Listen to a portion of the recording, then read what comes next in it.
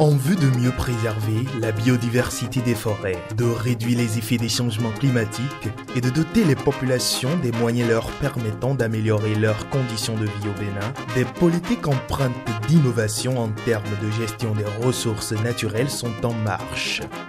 Initié depuis 2017, grâce à l'appui technique et financier de la Banque africaine de développement (BAD) et l'appui financier du Fonds mondial pour l'environnement (FEM), la phase 2 du projet d'appui à la gestion des forêts communales (PAGEFCOM 2) s'investit activement dans cette dynamique. Et nous travaillons beaucoup avec les communes. C'est la commune qui met à disposition la terre. Le projet se charge de toutes les opérations pour la mise en place des forêts. On avait déjà mené une première phase qui avait consisté à réaliser un certain nombre d'activités. Aujourd'hui, avec le régime qui est en cours, le tourisme est une activité phare pour pouvoir faire connaître le pays. Le projet avait démarré l'aménagement de 3 ranchs fauniques communaux. N'ayant pas fini surtout l'aménagement et démarrer la gestion de ces ranchs, on a initié la deuxième phase et pour ne pas seulement s'occuper de ces ranchs, il fallait qu'on s'occupe un peu des forêts communales qui étaient initiées. C'est un projet qui couvre 26 communes, dont l'objectif global est de contribuer à l'amélioration de la sécurité alimentaire et nutritionnelle et à la réduction de la pauvreté des populations par la valorisation et la gestion durable et rationnelle des ressources naturelles. À l'entame de la mise en œuvre de cette phase 2, les autorités locales dans les communes bénéficiaires du projet ont participé à des séances de sensibilisation et d'information indispensables à la bonne exécution des activités. Ça fait la 3e génération de maires, donc les maires se remplaçant, les conseillers étant changés chaque fois. Il faudrait vraiment conscientiser, sensibiliser les nouveaux maires qui sont là pour qu'ils puissent prendre en compte la présence de ces ressources qui se trouvent sur leur territoire. La commune de Ouida a bénéficié de la première phase du projet et au thème de cette première phase du projet, les résultats n'étaient pas à la hauteur des attentes. Et grâce à l'État béninois et ses partenaires, la commune a pu être retenue parmi les communes qui vont bénéficier de la phase 2. Donc cette séance nous a permis de comprendre les conditions dans lesquelles cette phase 2 sera mise en œuvre. PAGEFCOM entend nous faire profiter des avantages de la forêt. Donc je pense que nous-mêmes, aujourd'hui, on est décidé plus que jamais d'accompagner PAGEFCOM. Les travaux en cours de réalisation dans ce projet d'envergure s'organisent autour de 4 grandes composantes. Une composante de gestion et 3 composantes opérationnelles avec d'innombrables actions aux résultats subséquents. La composante A, qui est la promotion des chaînes de valeur de l'économie verte, comporte 7 actions. Voici du karité, l'un des 2 produits forestiers non ligneux promus à travers la première action dans cette composante A, au profit des groupements des femmes identifiées dans les communes de Banté, de Tchaourou et de Basila. La mise en valeur de ce produit se matérialise d'une part par la réparation des machines de transformation de karité. Il faut reconnaître qu'au niveau des karités, nous avons seulement 4 groupements. Des groupements qui existaient déjà au temps du projet PANF. Ces groupements sont maintenant redynamisés par le PAGEFCOM 2 pour que la production soit augmentée et soit plus vive.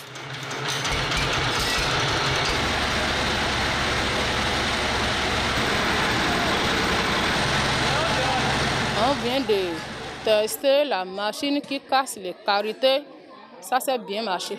Quand la machine était gâtée, c'est au moulet qu'on écrase ça. Et ça nous dérange trop. Maintenant que la machine est réparée, nous sommes très contents et ça va nous faciliter à bien faire le beurre de karité. D'autre part, il est à noter l'acquisition d'ustensiles de cuisine. À la faveur d'une remise officielle, ces matériels ont été concédés aux femmes pour renforcer leur productivité. Le projet PAGEVCOM 2 nous a amené des matériels, des bassines, des bottes, des marmites, des seaux. Ces matériels qui nous a amenés vont nous aider à fonctionner dans notre activité, à beaucoup travailler. Avant, on n'a pas les bottes et les gants.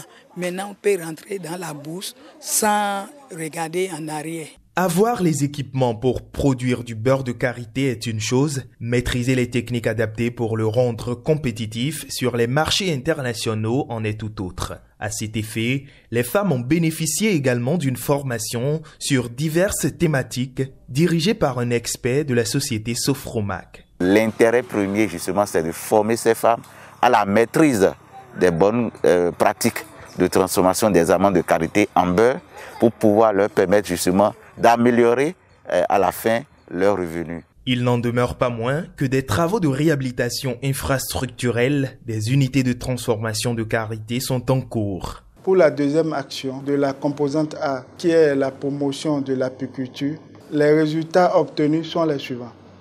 L'acquisition des équipements de production et de conservation de miel au profit de 4 coopératives apicoles. La remise des équipements est d'un grand soulagement pour les bénéficiaires. On a reçu de la main de PAGEVCOM 2 des bottes, des amphiboires, des tenues, c'est-à-dire pantalons complets et chapeaux. On a reçu des torches dedans. Et il y a des ruches qu'on a reçues. En plus, tout équipement qui peut servir à produire le miel. Nous sommes contents d'avoir les instruments pour mieux faire notre miel. Tout le monde, en plus moi-même, on va se donner le courage pour bien entretenir les choses qu'on a reçues aujourd'hui. Au niveau du groupement de karité, les femmes ont assez de moyens pour soutenir leur foyer. C'est la même chose au niveau de l'apiculture, au niveau des hommes aussi, puisque ces chaînes de valeur ont la particularité d'utiliser les deux sexes à majorité et à minorité. Et le projet PAGEVCOM s'est engagé et a œuvré pour que nous rétablissions un peu l'équilibre dans l'approche genre au niveau de ces deux chaînes de valeur que nous sommes en train de valoriser, de mettre en valeur. L'approche genre dans la mise en œuvre du projet permettra de rétablir la justice sociale et mieux de faire valoir le savoir-faire des femmes. À l'instar des bénéficiaires de la chaîne de valeur karité, le projet est à pied d'œuvre pour former les groupements d'apiculteurs dans le but ultime de la labellisation du miel issu de leur activité. À travers la promotion des PFNL, nous voulons faire tout possible pour que les PFNL tels que le karité et l'apiculture surtout soient labellisés et permettre aux populations riveraines qui s'adonnent déjà à ces activités de mieux vendre ces produits forestiers non liés au niveau national et international. De quoi apporter des devises dans leur poche, réduire la pauvreté à leur niveau, autonomiser ces femmes et également par ricochet, quand on parle de devises, vous êtes d'accord avec moi que c'est du PIB qu'on parle. Avec l'élaboration d'un plan de développement, le projet appuie également 4 chaînes de valeur additionnelles comme celle du Néré et bien d'autres. Le PAGEVCOM 2 aide ainsi les communautés rurales en développant des alternatives économiques. En dehors de cette troisième action, le projet assure la promotion du développement de l'économie bleue dans les zones forestières couvertes à travers la pisciculture en cage flottante et en étang. Sur ce plan, des fermes de démonstration sont identifiées et les bénéficiaires formés. Quant à l'appui à la pêche traditionnelle, des zones de frayeur sont identifiées. La dernière action de la composante A, qui est l'organisation des UEC, il s'agit de faire des sensibilisations au profit de la population. Ainsi, un contrat a été signé avec un consultant. Le rôle de PJ de Beno ONG que je reprends, qui est Promotion Jeunesse Unie pour le Développement, c'est de sensibiliser les populations riveraines sur la protection des forêts, des parcs à fourrage et sur la diversification des animaux dans les zones d'intervention du PAGEVCOM 2. Il y a 11 écoles de la commune de Bachila où on sensibilise les populations. Notre cible à ce niveau, c'est les écoliers qu'on sensibilise sur la protection des forêts, donc les comportements qu'ils doivent avoir dès le bas âge par rapport aux forêts. Donc globalement, nous sommes dans presque 6 communes où nous sensibilisons les populations sur la protection des forêts, des parcs à fourrage et sur la diversification des animaux.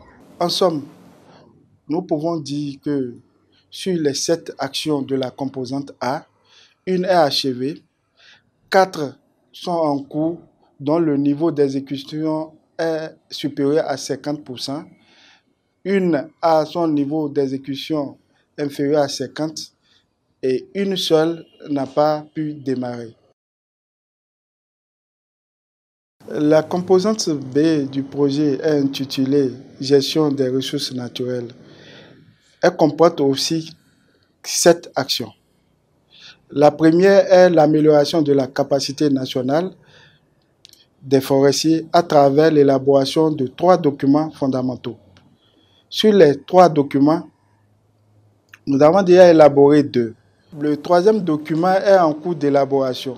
C'est des mesures non infrastructurelles, c'est-à-dire que le projet vient pour doter par exemple la Direction générale des forêts des documents fondamentaux tels que le code forestier, le manuel de gestion, beaucoup d'autres documents qui apporteront un plus au secteur. L'actualisation et la mise en œuvre de plans d'aménagement participatif simplifiés est une action déterminante visant à valoriser les anciennes plantations des communes bénéficiaires du projet. La mise en œuvre du plan d'aménagement va beaucoup aider la mairie à évoluer dans le rebasement surtout et à avoir des ressources pour la gestion de la cité.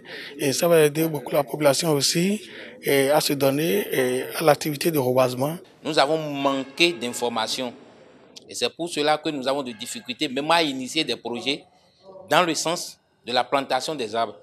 Et désormais, les fois à venir, nous allons vraiment programmer des séries d'activités dans le domaine de la plantation pour le développement de notre commune. Avec les acteurs à la base, le projet s'attelle aussi à l'actualisation et à la mise en œuvre des plans d'aménagement et de gestion simplifiés des périmètres de reboisement, d'Abomey et de Parakou. La 4e action de la composante B est l'élaboration et validation de 2 PAJS. Il s'agit des PAJS du périmètre de reboisement d'Abomey et de Parakou. Nous sommes sur cette lancée il y a très longtemps. Ici aujourd'hui nous aboutissons, nous arrivons à trouver un terrain où déjà des dates fixes sont données. Ça veut dire que nous devons être contents. Nous devons être contents parce que nous devons renforcer le site, lui donner une autre valeur. C'est la mise en œuvre qui est essentielle pour nous. Si on a les moyens pour mettre en œuvre ces activités qui vont contribuer à sauvegarder la biodiversité au niveau du périmètre de reboisement, qui est d'ailleurs le poumon de la ville d'Abomey et de Boycon, nous, forestiers, nous, on serait très contents. C'est très bien de penser au plan d'aménagement du périmètre de reboisement de Parakou. Le périmètre de reboisement souffre beaucoup à cause de la pression humaine qu'elle reçoit et cela s'en va jusqu'à la dégradation des espèces végétales et animales que nous y trouvons. Et pour moi personnellement, c'est louable de pouvoir avoir maintenant un plan d'aménagement pour permettre à notre génération de bénéficier et aussi à la génération future de bénéficier des atouts de ce périmètre en ce qui concerne les services écosystémiques et autres. Ce projet viendra quand même aider à sécuriser ce périmètre-là et également à le valoriser et à pouvoir également jouer dans le cadre de l'écotourisme et permettra aussi une plus-value à la population de Parakou à travers les activités qui s'y mèneront.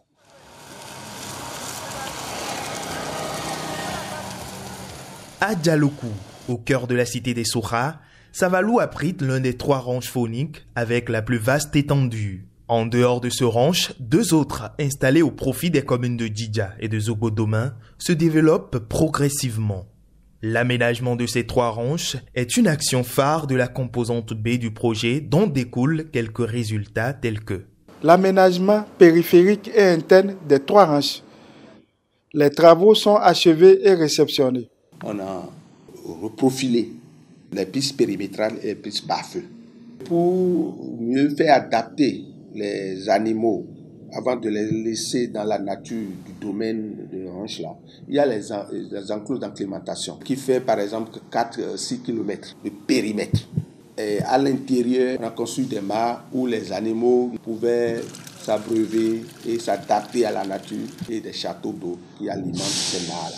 Pour permettre aux hommes, aux visiteurs de circuler, on a fait des radiers submersibles, ce qui permet aux touristes de bien circuler. On a réalisé des infrastructures très importantes. Le projet a construit 3 postes forestiers au niveau de chaque ranch. Nous avons aussi recruté 32 surveillants villageois par ranch. Ce sont ces surveillants villageois qui organisent des patrouilles journalières au niveau de ces ranchs. Dans un élan participatif, ces surveillants viennent en réalité en renfort aux agents affectés au niveau des postes forestiers et dotés d'ailleurs d'équipements de travail, à savoir des moyens roulants pour plus d'efficacité dans la protection de ces sites. Je pense que la présence de ce poste ici et du personnel qui doit l'abriter a un effet vraiment dissuasif sur les tentatives de braconnage et tout autre acte qui de nature à perturber la vie des animaux qui sont à l'intérieur de ce ranch. Il est question aussi de mettre ces ranchs en concession, donc recruter des spécialistes pour pouvoir gérer ces ranchs-là pour les maires et avec les maires. Donc il y a cette activité qui est en cours, que nous sommes en train d'entreprendre. Il est important d'ajouter qu'avec l'appui de la DGFC, le projet a déjà organisé 3 missions de ratissage au niveau de ces ranchs fauniques. Afin de valoriser la biodiversité, au sein du massif forestier Monkoufé-Warimaro, la 6e action de la composante B a permis l'élaboration et l'inventaire faunique et floristique du complexe. Plusieurs études ont été conduites dans cette perspective grâce au laboratoire d'écologie appliquée LEA. Ces études nous ont permis aujourd'hui de connaître, d'actualiser l'état floristique et faunique de ce complexe forestier. Aujourd'hui, nous pouvons dire avec certitude les caractéristiques de ce complexe forestier. La 7e action, qui est d'ailleurs la dernière action de la composante B, est une action innovante. Il s'agit de faire la promotion de l'écotourisme au niveau de ce complexe forestier Monkoufé-Warimaro. L'un des piliers de l'économie aujourd'hui, c'est le tourisme. C'est dans ce sens que le projet a initié des sites touristiques. Il faut des pistes pour permettre aux gens d'accéder à ces sites touristiques. Nous avons pu obtenir la réalisation de 3 pistes écotouristiques. L'aménagement de l'escale du site touristique Canoville. En réalité, ce site, le Blanc avait construit à une hauteur de plus de 400 mètres d'altitude. Donc le colon utilisait cela comme arrière-base pour mieux contrôler les royaumes de Parakou, de Tiaourou, de Basila, tout ça là. C'est ça que le projet a réhabilité. Et on a construit des périodes de détente et les annexes, à savoir les toilettes et consorts. On a créé l'escale du site, qui est à peu près à 400 mètres du site même de Canoville, où on a fait un mini parking de 5 véhicules, de 5 à 10 véhicules, et un guichet qui permettra à la commune d'exploiter ce jour. Il y a le site de Popotam. On a construit des miradors pour permettre au tourisme de les observer. Et on a aménagé un peu, on a fait l'ouverture de la piste pour y accéder. Nous avons aussi la piste qui quitte le palais royal de Warimaro pour aller au pied du mont Souba-Pérou. L'aménagement de l'espace autour du mont Souba-Pérou permet aux touristes d'avoir accès facile à ce mont et d'avoir sur quoi s'asseoir autour de ce mont pour faire une bonne observation. En somme, nous pouvons retenir sur les 7 actions de la composante, 5 ont leur taux d'exécution physique supérieur à 50% et 2 ont leur taux inférieur à 50%. Ce qui nous donne l'espoir que les objectifs de la composante B seront atteints vu les activités à mener au cours de 2022. La composante C du projet, intitulée « Appui à l'adaptation au changement climatique », comporte 9 actions. La première action, dont le niveau d'exécution est 100%, est l'augmentation, l'amélioration de la couverture forestière. De quoi il s'agit? Il s'agit d'installation de 600 hectares de plantations communales, à raison de 200 hectares à Lada, 200 hectares à Basila et 200 hectares à Wessé. Et l'installation de 20 hectares d'Akadjou au niveau du périmètre de reboisement d'Abomey. À l'heure actuelle, toutes les plantations ont été réalisées et entretenues. Nous voyons qu'à travers le reboisement, on peut quand même régler beaucoup d'autres problèmes. C'est pour cela qu'il y a de façon spécifique le reboisement aussi dans les écoles.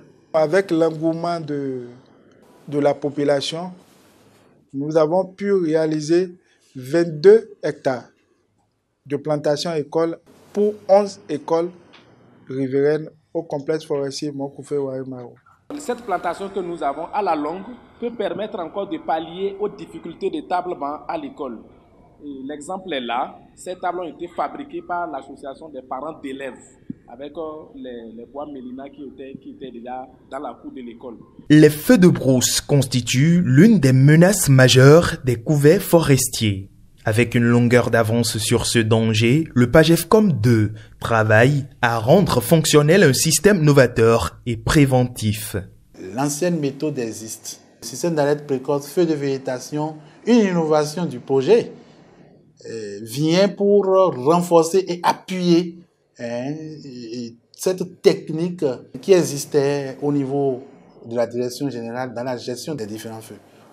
La 6e action de la composante C, qui est connaissance sur la séquestration de carbone, est une action innovante pour les ressources naturelles du Bénin. Pour cela, nous avons réalisé 6 études sur la séquestration de carbone au niveau des ressources naturelles de 2 forêts classées, Mokoufé-Warimaro, et sur les 3 ranches.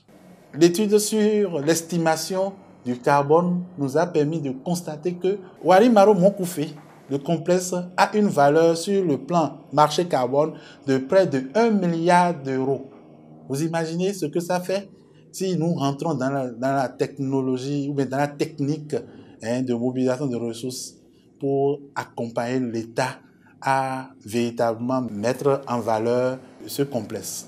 L'autre innovation de la composante C, dont les actions sont en cours, est le paiement des services environnementaux avec déjà des connaissances sur la procédure d'ouverture de guichet et les conditions de soumission au crédit carbone. Le PAGEFCOM 2 a entre autres réalisé des activités de mise en œuvre d'un plan de gestion environnementale et sociale. Sur les 9 actions que comporte la composante C, 6 sont achevées, 2 ont leur niveau d'exécution supérieur à 50%, et une seule a son niveau d'exécution inférieur à 50%. La composante D est consacrée à la gestion du projet, une gestion conduite par la coordination avec le Conseil d'orientation et de suivi du projet. Tout ceci grâce à l'appui gouvernemental, aux partenaires au développement et aux différentes conventions signées. Grosso modo, le PAGEFCOM est exécuté dans l'ordre de 60%. Après 5 ans, c'est à cause des difficultés que nous sommes restés à ce niveau. Le projet devait déjà finir à la fin du mois de décembre.